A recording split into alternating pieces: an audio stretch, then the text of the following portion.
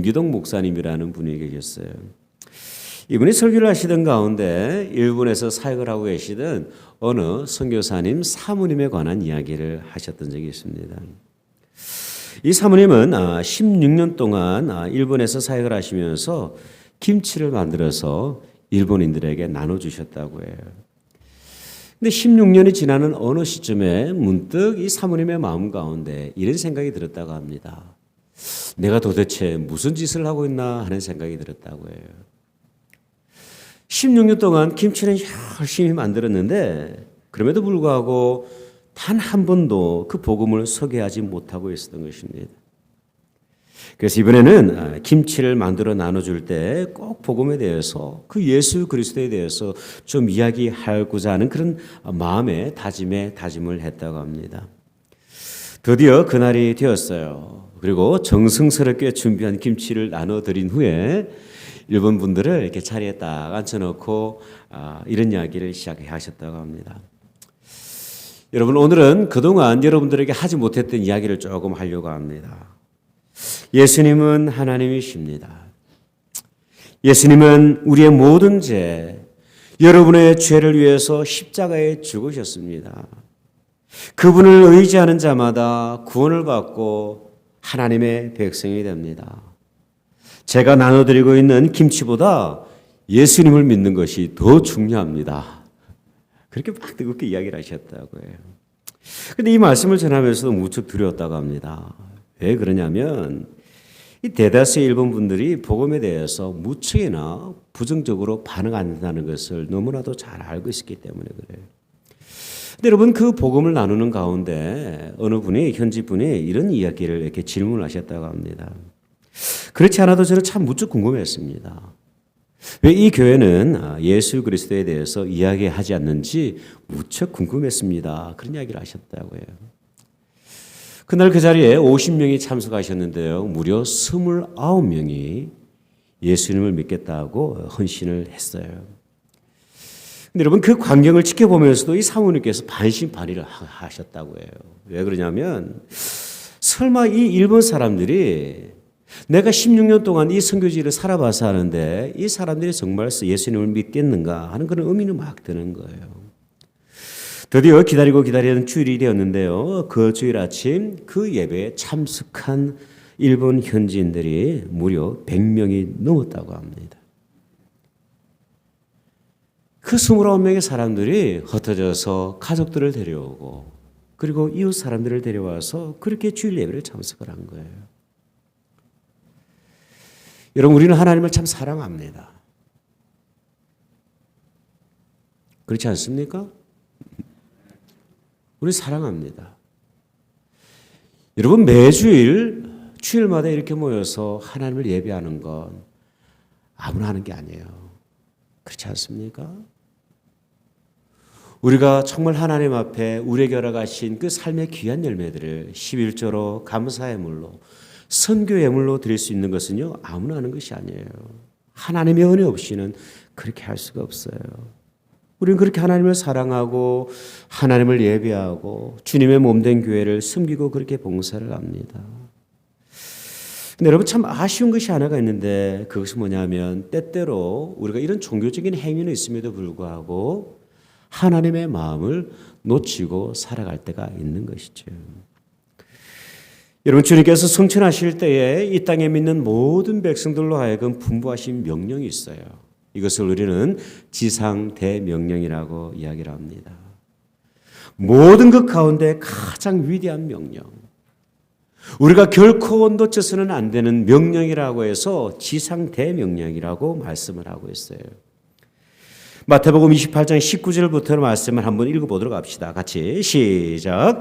그러므로 너희는 가서 모든 민족을 제자로 삼아 아버지와 아들과 성령의 이름으로 침례를 베풀고 내가 너희에게 분부한 모든 것을 가르쳐 지키게 하라. 볼지어다 내가 세상 끝날까지 너희와 항상 함께 있으리라 하시니라. 아멘. 여러분, 예수님께서 이 땅에서 오신 이유가 무엇입니까? 예수님께서 이 땅에 오셔서 멸시와 천대를 받으신 이유가 무엇입니까? 하나님이신 예수님께서 이 땅에 오셔서 십자가에 못 박히셔야만 하셨던 그 이유가 무엇입니까? 그 이유는요, 다른 거 없어요. 하나님께서 이 땅을 구원하시기 위함이었어요. 우리는 그 은혜를 따라서 구원을 받았고 하나님의 자녀가 되었습니다. 지금 이 순간 우리가 이 땅에서 생명을 마감한다 할지라도 우리는 하나님의 자녀가 되어서 하나님께서 예비하신 그 하나님의 나라에 들어갈 자격이 우리 가운데는 주어진 것입니다. 이미 우리는 하나님의 나라 가운데서 오늘을 살아가고 있습니다. 근데 여러분 참 아쉬운 것은 뭐냐면 그 한 영혼을 향한 주님의 마음을 우리가 놓치며 살아갈 때가 있는 것이죠. 여러분 오늘 우리가 읽은 누가복음 15장에는 세 가지의 비유가 있어요.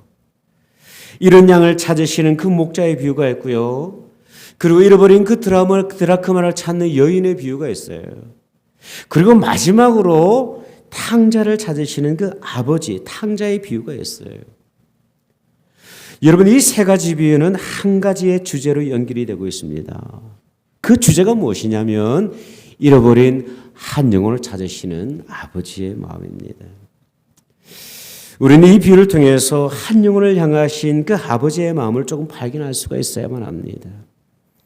과연 이 비유의 말씀을 통해서 저와 여러분이 다시 한번 주목해야 될 그 아버지의 마음이 무엇일까요? 그 첫 번째는 뭐냐면 찾으시는 아버지의 마음입니다. 여러분 우리는 탕자의 비유를 들을 때마다 이런 장면을 이렇게 연상을 합니다. 그 아버지를 떠난 탕자가 세상에서 실패하고 좌절하고 정말 오갈 데 없어서 다시 아버지의 품으로 돌아가는 그 장면들을 우리는 연상을 할 때가 있어요. 근데 여러분 이 비유의 핵심은 사실은 탕자가 아니에요. 탕자를 기다리시는 아버지의 마음입니다. 이 사실을 우리는 누가복음 서론을 통해서 알 수가 있어요.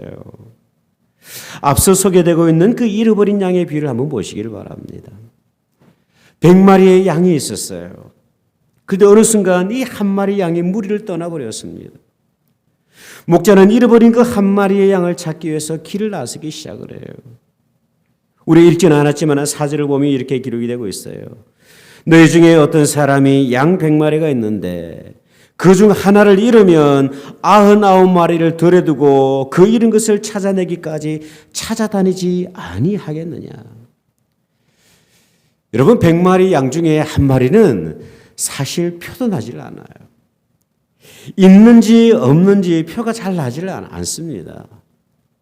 한 마리 잃어버렸다고 해서 난리법석을 부리지 않아도 돼요. 왜냐하면 여전히 양이 많이 있기 때문에 그렇습니다. 표가 안 나요. 여러분 목자는 그 한 마리의 양을 찾기 위해서 통분서주합니다. 한 마리 양을 찾기 위해서 들로 나가고 산으로 나가고 강을 헤매면서 그렇게 찾게 되는 것이죠. 여러분 드라크마의 비유도 마찬가지입니다. 어느 여자에게 10드라크마가 있었어요. 그런데 어느 순간 드라크마 하나를 잃어버리게 됩니다. 이 드라크마를 찾기 위해서 여인은 온갖 열심을 내고 있어요. 여러분 주님께서는 8절을 통해서 이렇게 말씀을 하십니다. 어떤 여자가 10드라크마가 있는데 하나를 잃으면 등불을 켜고 집을 쓸며 찾아내기까지 부지런히 찾지 아니하겠느냐. 또 찾아낸즉 벗과 이웃을 불러 모으고 말하되 나와 함께 즐기자 잃은 드라크마를 찾아내었노라. 여기서 찾는다라고 하는 헬라 동사를 보면 에피메로스라는 단어를 사용을 하고 있는데요. 꼼꼼히 일일이 뒤적인다라는 그런 의미를 가지고 있습니다. 그냥 한번 쑥 훑어보고 그냥 없구나 그냥 그렇게 판단해버리는 것이 아니라 일일이 찾으면서 다니는 것이지. 여러분 한번 그런 상상을 해보십시오. 여러분들이 가지고 있던 100불짜리 지폐를 집에서 어느 날 잊어버렸어요. 어떻게 하십니까? 찾기 위해서 동분서주하죠. 양복 바지부터 시작을 해서 와이셔츠까지. 그래도 안 나오면 아이들을 막 취조합니다. 혹시 너희들이 가져가지 않았냐고. 마치 그런 마음인 것이죠. 이 여인은 잃어버린 그 드라크마 하나를 찾기 위해서 무척이나 열심을 내고 있습니다. 탕자의 비유도 마찬가지예요. 여러분 탕자의 비유를 보면 비유의 그 많은 부분들이 탕자의 모습을 그렇게 묘사하고 있지만 사실 이 비유의 핵심은 오늘 우리가 읽었던 20절 가운데 있어요. 이에 일어나서 아버지께로 돌아가니라. 아직도 거리가 먼데 아버지가 그를 보고 측은히 여겨 달려가서 목을 안고 입을 맞추었다. 그렇게 기록을 하고 있습니다. 이 아버지는요, 집 나간 아들이 돌아오기를 오매불망 늘 기다리고 있었던 것이죠. 그러던 어느 날 아들이 돌아오고 있는 것을 멀 발치해서 그 아들이 돌아오고 있는 것을 아버지가 먼저 보게 되었던 것입니다. 그리고 먼저 달려가서 그 아들을 영접하고 품고 키스하는 것이죠. 여러분, 이 세 가지의 비유의 핵심은 단 하나입니다. 그것은 뭐냐면 찾으시는, 기다리시는 그 아버지의 마음이 이 비유를 통해서 드러나고 있는 것이죠. 근데 여러분, 이런 아버지의 마음을 전혀 알지 못했던 또 다른 탕자가 있었습니다. 사실 이 본문에서 진정한 탕자가 누구냐면 바로 이 탕자예요. 누구냐면 아버지와 함께 살고 있던 집안에 있는 탕자, 맏아들이었어요. 집을 떠나 있던 그 동생이 아버지의 품으로 돌아왔음에도 불구하고 기뻐하고 축하고 잔치하기보다는 오히려 불평하고 비교하고 동생을 위해서 잔치를 벌이고 있는 그 아버지의 모습이 무척이나 못마땅하게 그렇게 여기고 있는 것이죠. 돌아온 그 동생을 귀하게 여기시는 아버지의 모습이 이 아들에게는 무척 불편하기만 합니다. 아버지의 마음이 어디에 있는가를 전혀 헤아리지 못한 채 그렇게 아버지와 동거를 하고 있는 것입니다. 여러분, 사실 이 큰아들이 바로 종교 지도자들이었어요. 15장 수론을 보면 죄인들과 더불어서 함께 마시고 함께 계시는 그 예수님의 모습을 보면서 무척이나 불편해합니다. 그 사람들이 바로 바리새인들과 서기관들이었어요. 그들은 죄인을 찾아 구원하시는 그 아버지 마음을 놓친 채 그저 종교적인 행위만 주목하고 있었던 또 다른 탕자의 모습으로 그렇게 살아가고 있었던 것이죠.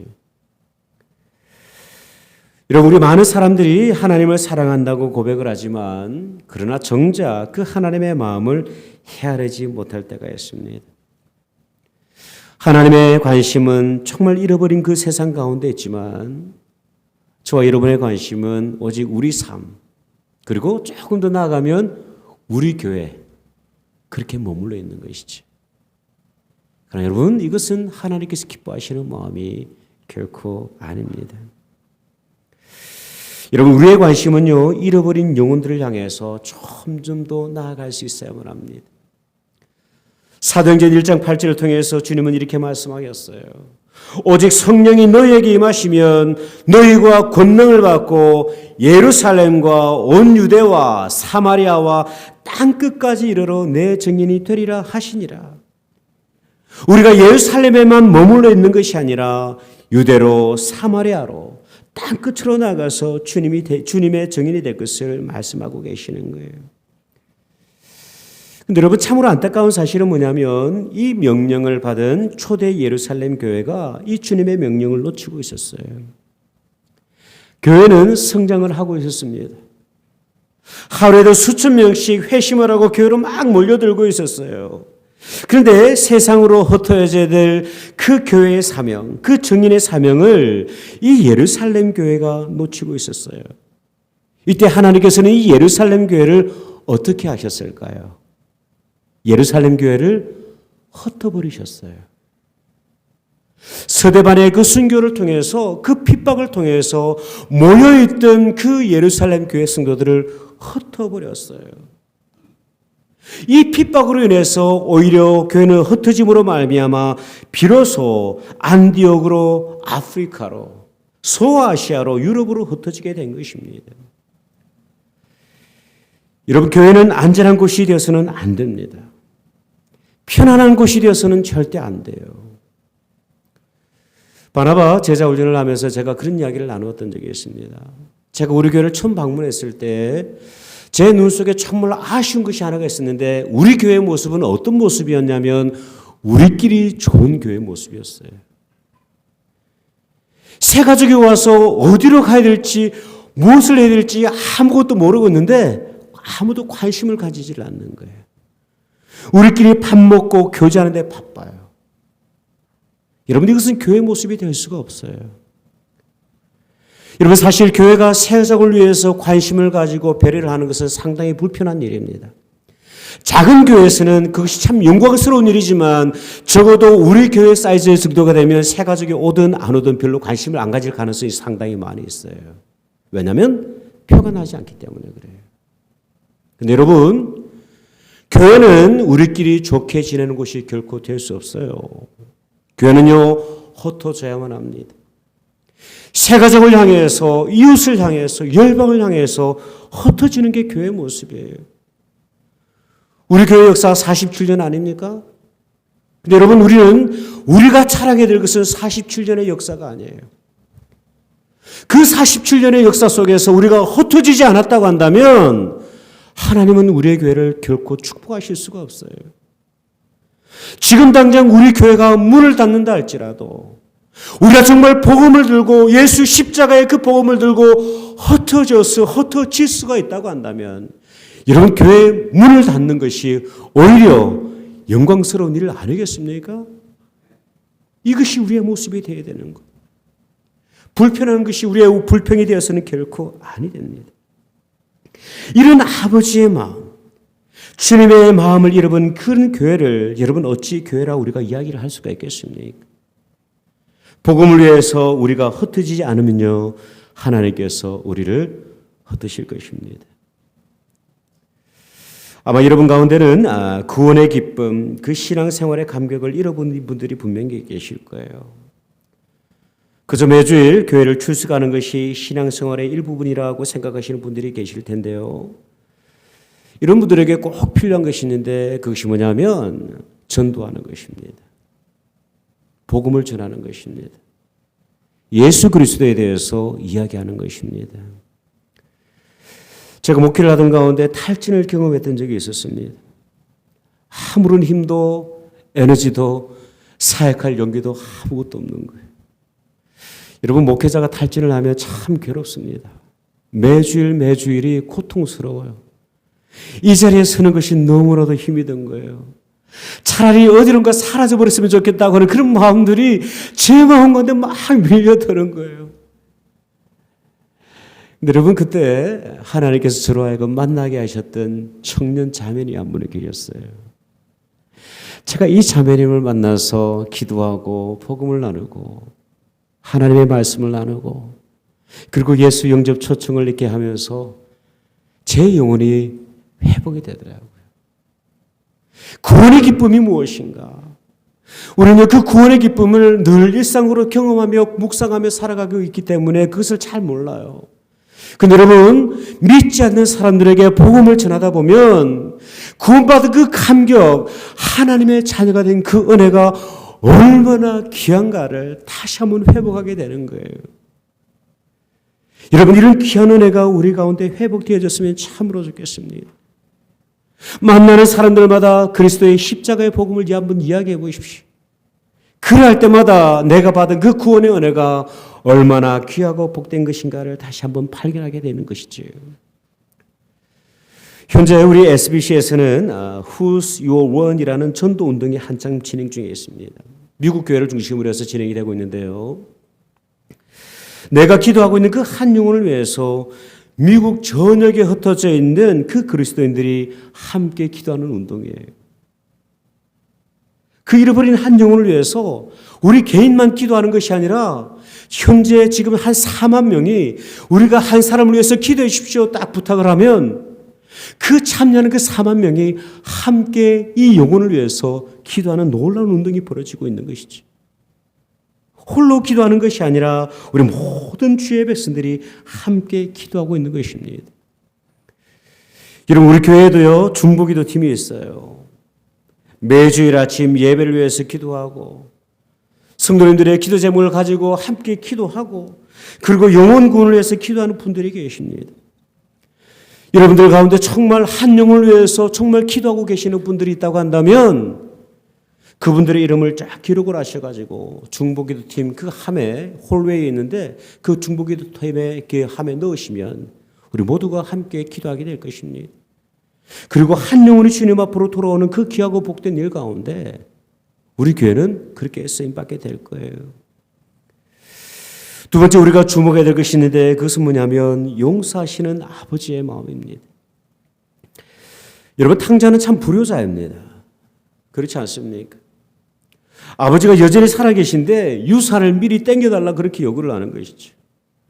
그리고 땡겨받은 그 유산을 가지고 아버지의 품이 실어서 멀리 떠나버렸어요. 하지만 아버지의 품을 떠난 그는 실패와 탕전을 거듭하면서 막 궁극적으로는 거지가 되어버렸습니다. 그리고 급기야는 돼지가 먹는 쥐음 열매로 배를 채우는 신세가 되어버렸어요.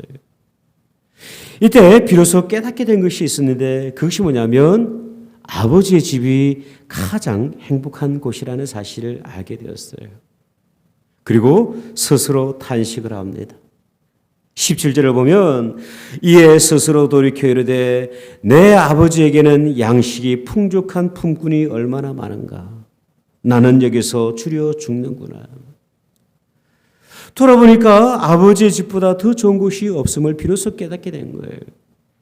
그런데 문제가 무엇이냐면 돌아갈 용기가 없습니다. 돌아갈 면목이 없는 거예요. 뭐라도 좀 가지고 아버지 앞으로 돌아갈 수 있으면 명분이라도 있을 텐데 그런데 아무것도 가져갈 것이 없는 거예요. 하지만 이때 탕자는 다시 한번 용기를 내어서 집으로 돌아가게 됩니다. 18절을 보니까 내가 일어나 아버지께 가서 이르기를 아버지 내가 하늘과 아버지께 죄를 지었사오니 지금부터는 아버지의 아들이라 일컬음을 감당하지 못하겠습니다. 나를 품꾼의 하나로 보십시오. 여러분 탕자는 참으로 불효자입니다. 무엇 하나 아버지 앞에 잘할 것이 아무것도 없어요. 그저 아버지의 마음을 아프게 한 것이 탕자가 행한 모든 것입니다. 그런데 여러분 단 하나 참으로 잘한 것 하나가 있었는데 그것이 뭐냐면 늦었지만 아버지의 품으로 돌아가기로 결정한 것입니다. 이것이 바로 아버지의 마음을 헤아리는 것이죠. 그렇다면 여러분 아버지는 이 탕자를 어떻게 대하셨을까요? 아버지는 이 돌아온 탕자를 어떻게 대하셨습니까? 본문을 보면 잔치를 배설을 합니다. 종들로 하여금 제일 좋은 옷을 입히게 하고요. 그리고 손에 가락지를 끼우게 합니다. 그리고 맨발로 돌아온 그 아들에게 신발을 신겨줍니다. 뿐만 아니라 가장 살찐 송아지를 잡아다가 집에서 이웃들과 더불어서 함께 잔치를 벌이는 거예요. 탕자에게는 아무런 자격이 없어요. 이런 은혜를 입을 자격이 아무것도 없습니다. 그러나 아버지는 그 돌아온 탕자를 용서하고 아들의 신분으로 다시 회복시켜 주게 된 것이죠. 여러분 우리는 하나님 앞에서 무언가를 참 많이 하려고 합니다. 무언가를 하지 않으면 왠지 죄책감이 들기도 하고요. 왠지 이렇게 주눅감이 들기도 합니다. 그런데 가장 중요한 것이 있는데 그것이 뭐냐면 우리가 아무 것을 하지 않는다 할지라도 가장 중요한 것은 우리의 마음이 하나님 앞으로 돌아가는 것입니다. 비록 하나님 앞에서 자랑할 것이 없고 지나온 내 삶을 통해서 아무것도 주님 앞에 드리지 않고 헌신하지 않았다 할지라도 그것은 아무런 문제가 되질 않습니다. 설령 세상으로부터 조롱받고 멸시받는 죄인이라 할지라도 용서하시는 그 주님 앞으로 그저 나오기만 하면 되는 것이죠. 세상은 이런 인생들을 향하여서 조롱하고 조금은 무가치하게 여길 수도 있어요. 그러나 하나님은 초라한 우리의 모습에도 불구하고 우리를 품으시고 우리를 자녀의 신분으로 다시 올려주시는 것입니다. 제가 좋아하는 미술 작품 가운데 네덜란드 작가 렘브란트의 탕자의 귀향이라는 작품이 있습니다. 이 작품을 보면 한 남자가 무릎을 꿇고 아버지의 품에 안겨서 우는 장면이 있어요. 그런데 그 작품을 면밀히 좀 들여다보면 그 아버지의 두 손이 무척 대조적이라는 것을 알 수가 있어요. 아들의 어깨를 어루만지고 있는 왼손은 무척 강하고 힘이 있어 보입니다. 그런데 이 왼손과 다르게 오른손은 무척 여성적인 느낌이 많이 있어요. 이 작가 렘브란트는 작품을 통해서 탕자를 붙드시는 그 아버지의 힘과 그 탕자를 위로하시는 어머니의 손길을 복합적으로 묘사하고 있는 것입니다. 이것이 바로 하나님 아버지의 마음이에요. SBC 총회를 마치고 돌아오는 길에 제가 잠시 들렀던 박물관이 있었습니다. 뉴시빌 다운타운에 있는 자니 캐시 뮤지엄이라는 곳인데요. 아마 미국 분들은 이분에 대해서 잘 아실 것입니다. 이분은 엘비스 프레슬리와 더불어서 1960년대 미국 컨트리 음악을 대표하는 아주 유명한 분이었어요. 무명 생활을 거듭하던 어느 날 I Walk the Line이라는 노래를 발표를 하면서 이분이 대중적인 스타가 되었습니다. 수천만 장의 앨범이 팔려나가면서 천문학적인 돈을 벌게 됩니다. 그런데 딱 정상에 서고 보니까 내일에 대한 기대와 아무런 목표가 없는 거예요. 그 방황의 시절 그는 마약으로 자신의 삶을 무너뜨리기 시작을 합니다. 1965년 경찰에 의해서 체포되었을 때 이분의 호주머니에서 1,000개의 마약이 발견이 되었습니다. 삶의 희망도 목적도 아무것도 없었던 거예요. 급기야는 이분이 스스로 목숨을 끊기로 결심을 하게 됩니다. 근데 죽기 전에 꼭 방문하고 싶었던 곳이 있었는데 그곳이 어디였냐면 유년 시절의 추억이 고스란히 남아있는 고향교회, 알칸사에 있는 킹스랜드에 있는 고향교회였어요. 그 고향교회를 방문하던 그날 자신의 인생 최후의 예배를 드리기 위해서 예배당 한 구석에 홀로 앉아 있었습니다. 그리고 그 예배를 드리던 가운데 비로소 이 자니 캐시를 향해서 부르시는 주님의 음성을 듣게 돼요. Come to me. Just come to me. 돌아와. 그저 내게 돌아와. 이 주님의 음성을 들었더니 자니 캐시가 주님 앞으로 나아갈 용기가 도저히 나지를 않았습니다. 지난 삶을 살아보니 아무것도 한 것이 없어요. 자랑할 것이 아무것도 없었습니다. 몸도 무너지고 정신도 무너지고 신앙도 무너지고 모든 것이 무너져 버렸어요. 믿음도 바닥을 치고 있었습니다. 그런데 다시 한번 이 자니 캐시가 용기를 내어서 자신의 삶을 주님 앞에 드리며 회개하기 시작을 했어요. 바로 그날 이 자니 캐시가 주님을 인격적으로 만나게 되었습니다. 그리고 그날 이후로 과거를 청산했어요. 그리고 주님을 찬양하는 복음성가가 가수가 되어서 빌리 그레엄 전도 집회에서 간증과 예배를 인도하는 예배 인도자가 되었습니다. 인생의 마지막 날 우리는 주님 앞에서 지나오는 삶을 결산하게 됩니다. 그날 주님께서는 우리가 어떠한 직업을 가졌는지, 어떠한 집에서 살았는지, 얼마나 많은 재산을 모았는지 질문하지 않으십니다. 그러나 이 질문은 반드시 하실 거예요. 내게 맡겨준 그 영혼을 우리는 어떻게 사랑했는가? 오늘 아침 내가 기도해야 될 그 잃어버린 영혼은 누구입니까? 주님의 마음이 향하고 계시는 그 한 영혼은 어디에 있습니까?